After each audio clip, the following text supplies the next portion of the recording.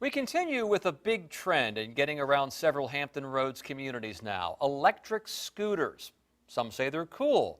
Others say they're an accident waiting to happen.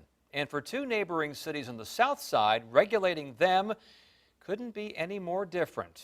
10 on your side's Andy Fox now with the e-scooter business in Hampton Roads. Andy? Tom, following our investigation into this scooter issue, we got this proposed ordinance that would ban all e-scooters east of Arctic Avenue in Virginia Beach. I spoke with Vice Mayor Jim Wood. He says this ordinance is a temporary fix and would be trumped by any franchise agreement the city enters into with scooter operators, which they do not have now. Like it or not, electronic scooters or e-scooters are changing the way we travel. And Lorenzo Martin is exactly who Norfolk is trying to get on those scooters. Got the Lime scooter. I actually pick it up at Harbor Park. Parking is really expensive in downtown Norfolk, so it's a lot easier to grab one of these and get myself to work.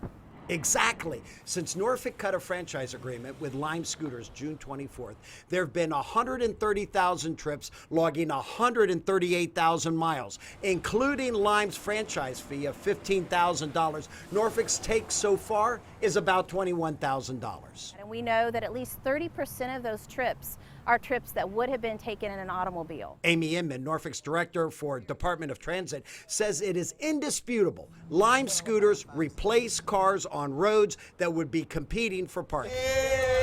It's not only in downtown Norfolk. We found Donald Hamilton in the Huntersville section of the city who just moved here from Charlotte. I mean, I like it because that lets you know that they care something about the people. This is another little thing you can give out. But right now it's kind of the Wild West, and people run the risk of getting hurt.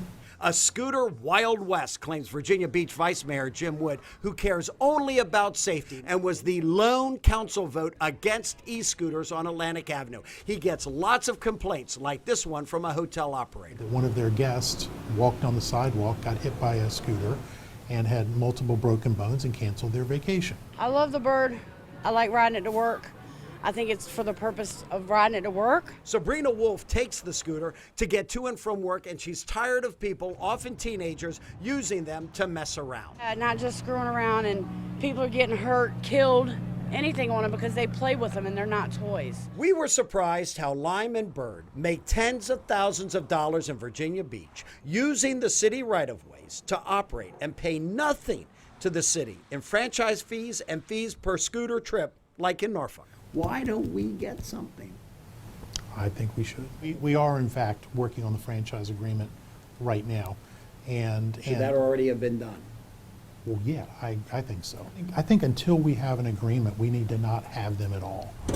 One of them we had to pick out of the sewage system. Destiny Sowell is an operations specialist with Lime, and the company is acutely aware of the tense relations in Virginia Beach. They've gone so far without really wanting a cut of anyone's action. As soon as they tell us exactly what we need to do, we will do that. We want to be on their good side. Which brings us back to Lorenzo Martin and quality of life in Norfolk. I hated Norfolk because of the parking, but this has made it a lot better because I can park in the free parking and I can ride this where I need to go. I was ecstatic when I hear that this one change that we've made has provided mobility options and mobility freedom. Working in Norfolk. Also, go online to wavy.com, click my story, and take the e-scooter survey Virginia Beach has put online so they know what you think about this. Very important. I'm Andy Fox, 10 on your side.